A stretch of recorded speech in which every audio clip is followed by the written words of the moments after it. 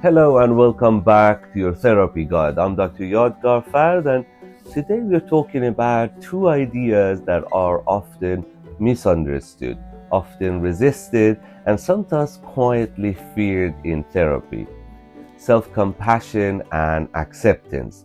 These words are everywhere in mental health conversation, and yet many people struggle deeply with them. People often say things like, I know I should be kinder to myself, but I can't. It feels fake. If I accept this, nothing will change. Self compassion feels like giving up. If any of that resonates, this episode is for you. Because self compassion and acceptance are not simple attitudes, they are not personality traits, and they are not things you can force yourself into. They are states that emerge under certain conditions, often later in therapy journey, not at the beginning.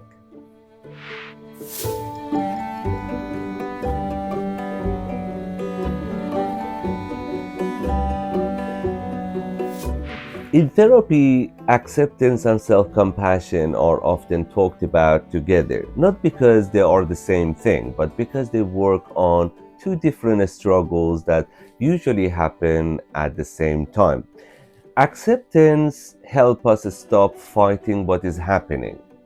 Self compassion helps us stop fighting ourselves for having a hard time with it.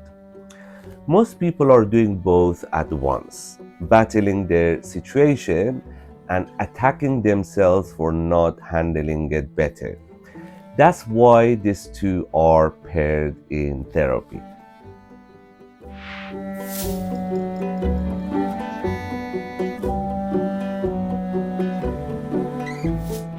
Self compassion is often presented as a moral instruction. Be nicer to yourself.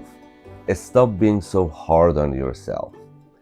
And acceptance is often framed as let it go, just accept it. For many people, hearing this does not bring relief, it brings pressure. Because if you could simply do those things, you probably already would have. This episode isn't about telling you what you should feel. It's about understanding why self-compassion and acceptance are often so hard and why that difficulty makes sense.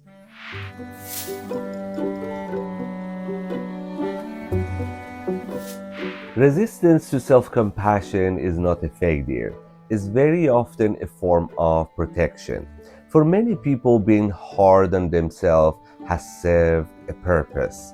Self-criticism may have kept you motivated, kept you alert, helped you avoid mistakes, protected you from rejection, helped you survive difficult environments.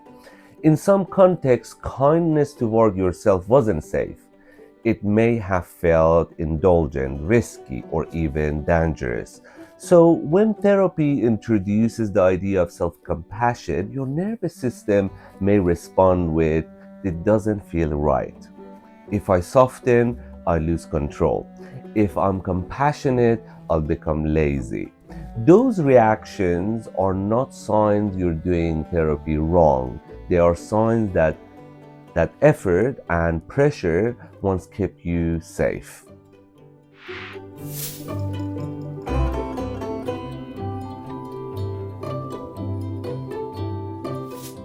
This is important to say clearly. Acceptance and self compassion are not the same thing. You can accept a situation and still be deeply self critical. And you can try to be compassionate with yourself while still refusing to accept reality. In therapy, change often stalls when only one of these is present. Acceptance without compassion can start to feel like resignation. It can sound like this is how it is, so I just have to put up with it. And compassion without acceptance can turn into avoidance. It can sound like, it's fine, I'm okay, it doesn't really matter, while the same patterns quietly continue underneath. That's not self compassion, that's protection through reassurance. And without acceptance, nothing really moves.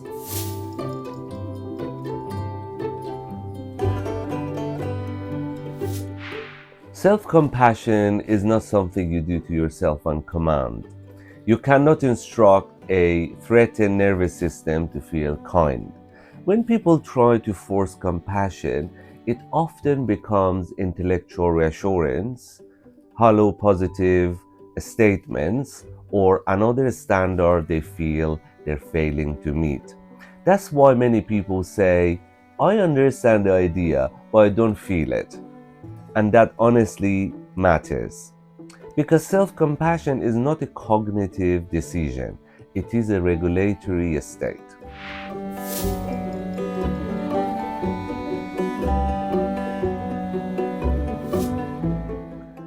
Acceptance and self compassion are not attitudes to adopt, they are states of the nervous system.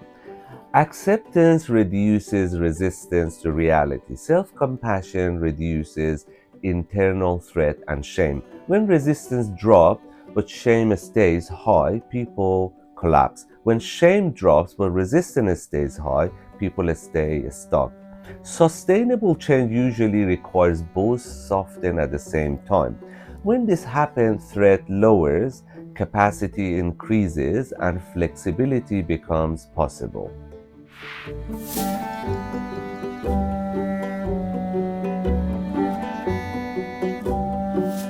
Acceptance does not mean approval. It does not mean liking what happened, and it does not mean giving up.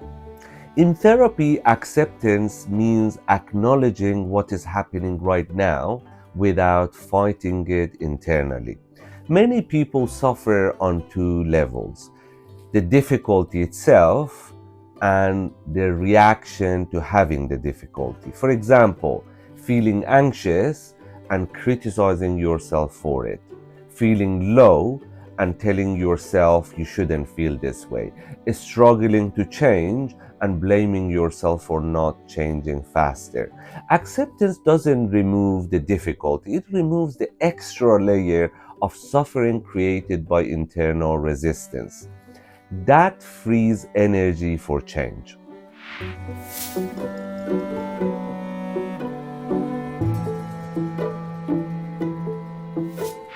Many people expect self compassion to be the starting point. In reality, it often appears after effort, frustration, repeated attempts, moments of failure, and recognition of limits. Self compassion often emerges when someone realizes, I've tried as hard as I can in the ways I know.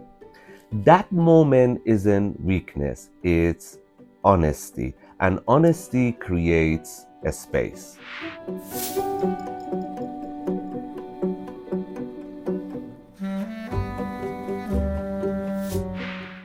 Most people don't learn self compassion by thinking differently, they learn it by being treated compassionately.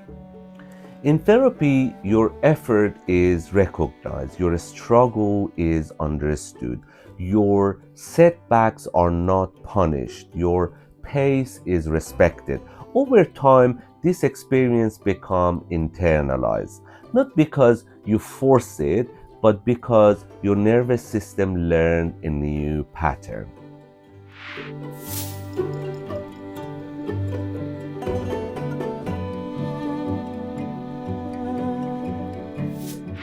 When someone has lived with self criticism for a long time, compassion can feel unfamiliar or unsafe. People say it feels uncomfortable. I don't trust it. It feels like I'm letting myself off the hook. That discomfort does not mean compassion is wrong, it means it is new. Therapy allows these states to grow at a pace the system can tolerate.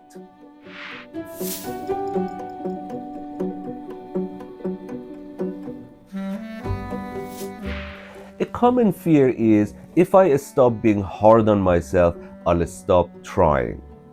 But clinically, we see the opposite. Self-compassion supports persistence, reduces burnout, increases resilience, allows people to try again after setbacks. Harshness may drive short-term compliance. Compassion supports long-term change.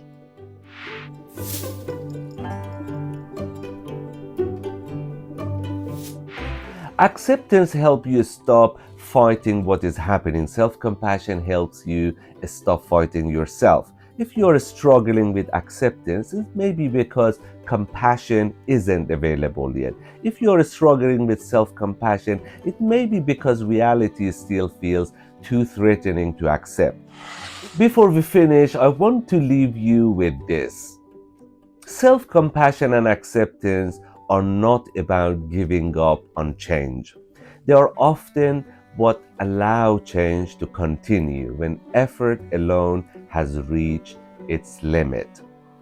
If these ideas feel hard, unfamiliar, or uncomfortable, that makes sense.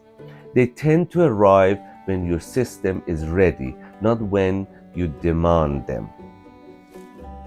Thank you for joining me today on your therapy guide. If you found this episode helpful, please subscribe and share it with someone who might benefit. Until next time, stay curious, stay compassionate, and take care of yourself.